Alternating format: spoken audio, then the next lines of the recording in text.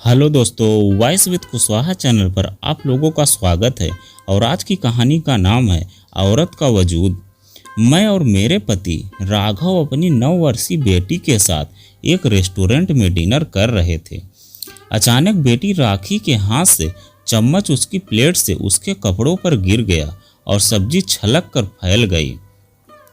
यह देखते ही राघव ने आंखों से घूरते हुए उसे डांटते हुए कहा, राखी तुम्हें कब अक्ल आएगी? कितनी बार समझाया है कि प्लेट को संभाल कर पकड़ा करो, लेकिन तुम्हें समझ ही नहीं आता। आखिर अपनी माँ के गंवारपन के गुण तो तुम में आएंगे ही ना। यह सुनते ही मैं गुस्सा होकर बोली, अभी बच्ची है, यदि प्लेट से सब्जी गिर भी गई तो कौन सी आफत आ गई है?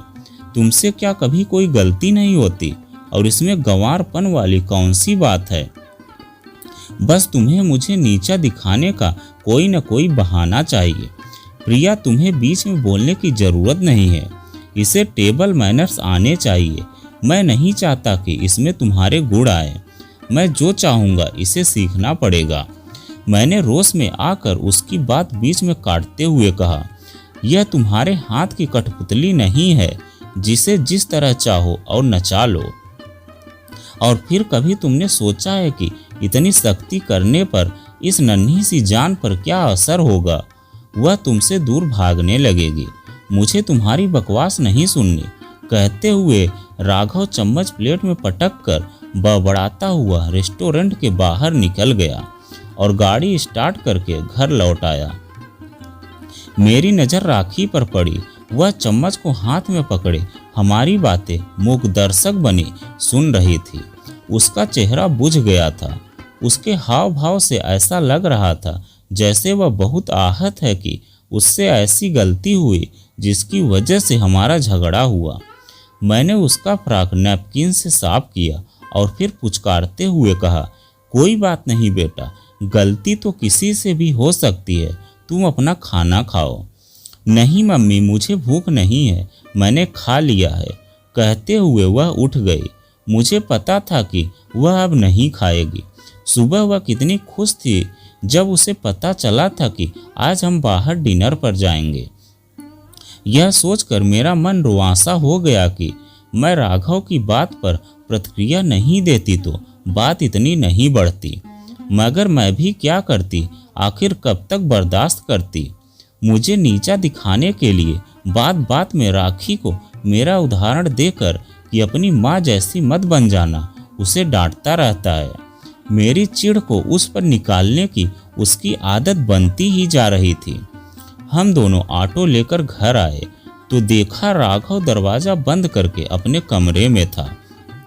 हम भी आकर सो गए, लेकिन मेरा मन इतना अशांत था कि उसके कारण मेरी आंखों में नींद आने का नाम ही नहीं ले रही थी। मैंने बगल में लेटी राखी को भरपूर दृष्टि से देखा। कितनी मासूम लग रही थी वह। आखिर उसकी क्या गलती थी कि वह हम दोनों के झगड़े में पिसे? विवाह होते ही राघव का व्यवहार मुझे खलने लगा था। मुझे हैरानी होती थी कि यह देखकर कि विवाह के पहले प्रेमी राघव के व्यवहार में पति बनते ही कितना अंतर आ गया है। वह मेरे हर काम में कमी निकालकर यह जताना कभी नहीं चूकता कि मैं छोटे शहर में पली बढ़ी हूँ। यहाँ तक कि वह किसी और की उपस्थिति का भी ध्यान नहीं रखता था। इससे पहले कि मैं राघव को अच्छी तरह समझूं, राखी मेरे गर्भ में आ गई। उसके बाद तो मेरा पूरा ध्यान आने वाले बच्चे की अगवानी की तैयारी में लग गया था। मैंने सोचा कि बच्चा होने के बाद शायद उसका व्यवहार बदल जाएगा। मैं उसके पालन पोषण में इतनी व्यस्त हो गई कि अपने मान अपमान पर ध्यान देने का मुझे वक्त ही नहीं मिला। वैसे राखी की भौतिक सुख सुविधा में वह कभी कोई कमी नहीं छोड़ता था। वक्त मुट्ठी में रेत की तरह फिसलता गया और राखी 3 साल की हो गई। इन सालों में मेरे प्रति राघव के व्यवहार में कोई परिवर्तन नहीं आया। खुद तो राखी के लिए सुविधाओं को उपलब्ध कर कर ही अपने कर्तव्यों की इतरसी समझता था, लेकिन उसके पालन पोषण में मेरी कमी निकालकर वह मुझे नीचा दिखाने का कोई मौका नहीं छोड़ता था। धीरे धीरे वह इसके लिए राखी को अपना हथियार बनाने लगा कि वह भी मेरी आदतें सीख रही हैं, जो कि मेरे लिए असहनीय होने लगा था। इस प्रकार का वाद विवाद रोज का ही हिस्सा बन गया था और बढ़ता ही जा रहा था। मैं नहीं चाहती थी कि वह हमारे झगड़े के दलदल में राखी को भी घसीटे। राखी तो सहमी हुई मूकदर्शक बनी रहती थी और आज तो हद हो गई थी। वास्तविकता तो यह है कि राघव को इस बात का बड़ा घमंड है कि वह इतना कमाता है और उसने सारी सुख सुविधाएं हमें दे रखी है और वह पैसे से सारे रिश्ते खरीद सकता है। मैं सोच में पड़ गई कि स्त्री को हर अवस्था में पुरुष का सुरक्षा कवच चाहिए, फिर चाहे वह सुरक्षा कवच स्त्री के लिए सोने के पिंजरे में कैद होने के समान ही क्यों न हो। इस कैद में रहकर स्त्री बाहरी दुनिया से तो सुरक्षित हो जाती है, लेकिन इसके अंदर की यातनाएं भी कम नहीं होती। पिछली पीढ़ी में स्त्रियां आर्थिक रूप से आत्मनिर्भर नहीं होती थी, इसलिए असहाय होने के कारण पति द्वारा दी गई यातनाओं को मन मारकर स्वीकार कर लेती थीं।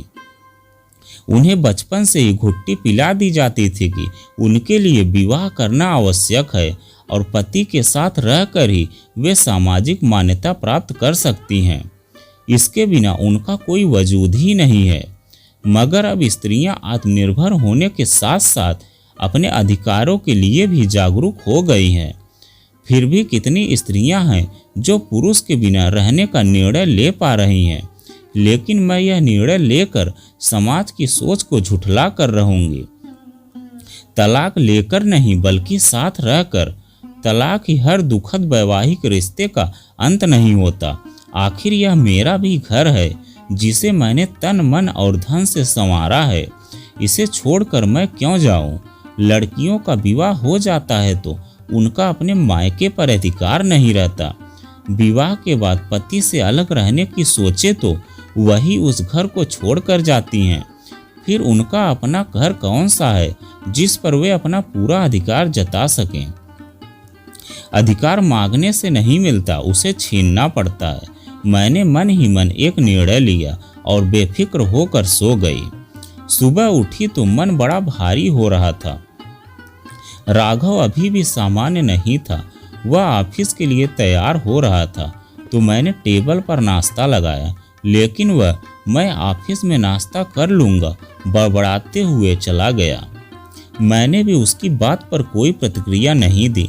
राखी आकर मुझसे लिपट गई और बोली, मम्मी पापा को इतना गुस्सा क्यों आता है?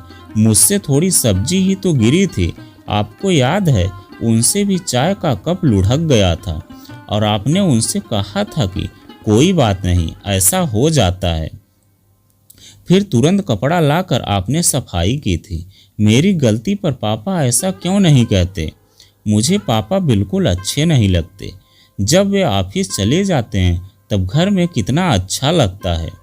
सब ठीक हो जाएगा बेटा, तू परेशान मत हो, मैं हूं ना। यह कहकर मैंने उसे अपनी छाती से लगा लिया और सोचने लगी कि इतनी प्यारी बच्ची पर कोई कैसे गुस्सा कर सकता है। यह राघव के व्यवहार का कितना अवलोकन करती है और इसके बाल मन पर उसका कितना नकारात्मक प्रभाव पड़ रहा है। राघव और मुझ में बोलचाल बंद रही। कभी कभी वह औपचारिकतावश राखी से पूछता कहीं जाने के लिए, तो वह यह देख कर कि वह मुझसे बात नहीं करता है उसे साफ मना कर देती थी। वह सोचता था कि कोई प्रलोभन देकर वह राखी को अपने पक्ष में कर लेगा, लेकिन वह सफल नहीं हुआ। राघव की बेरुखी दिन व दिन बढ़ती ही जा रही थी। मनमानी भी धीरे धीरे बढ़ रही थी। जब देखो तब घर का खाना छोड़कर बाहर खाने चला जाता। मैं भी उसके व्यवहार को अनदेखा करके राखी के साथ खुश रहती। यह स्थिति 15 दिन रही। एक दिन मैं राखी के साथ कहीं से लौटी तो देखा राघव ऑफिस से अप्रत्याशित जल्दी लौटकर घर में बैठा था। मुझे देखते ही गुस्से में बोला, क्या बात है, आजकल कहाँ जाती हो? बताने की भी जरूरत नहीं समझती। उसकी बात बीच में काट कर मैं बोली, तुम बताते हो कि तुम कहाँ जाते हो? मेरी बात और है, क्यों तुम्हें गुलछर्रे उड़ाने की इजाज़त है क्योंकि तुम पुरुष हो और मुझे नहीं? क्योंकि लेकिन तुम्हें तकलीफ क्या है? तुम्हें किस चीज़ की कमी है? हर सुख सुविधा घर में मौजूद है, पैसे की कोई कमी नहीं है, जो चाहे कर सकती हो। गुलछर्रे उड़ाने वाली बात सुनकर वह थोड़ा संयत होकर मेरी बात को बीच में ही रोक कर बोला, क्योंकि उसके और उसकी प्रिया के विवाह के संबंध से मैं अनभिज्ञ नहीं थी। तुम्हें क्या लगता है इन भौतिक सुखों के लिए ही स्त्री अपने पूर्व रिश्तों को विवाह के फेरे लेते समय ही हवन कुंड में झोंक देती है और बदले में पुरुष उसके शरीर पर अपना प्रभुत्व समझकर जब चाहे नोच घसोट कर अपनी मर्दानगी दिखाता है? स्त्री भी हड्डी और मांस की बनी होती है, उसके पास भी दिल होता है, उसका भी स्वाभिमान होता है। वह अपने पति से आर्थिक सुरक्षा के साथ साथ मानसिक और सामाजिक सुरक्षा की भी अपेक्षा करती है। तुम्हारे घर वाले तुम्हारे सामने मुझे कितना भी नीचा दिखा लें, लेकिन तुम्हारी कोई प्रतिक्रिया नहीं होती। तुम मूक दर्शक बने खड़े देखते रहते हो। तुम स्वयं हर समय मुझे नीचा दिखाकर मेरे मन को कितना आहत करते हो, यह कभी सोचा है तुमने? ठीक है, यदि तुम यहाँ खुश नहीं हो तो अपने मायके जाकर रहो, लेकिन राखी तुम्हारे साथ नहीं जाएगी।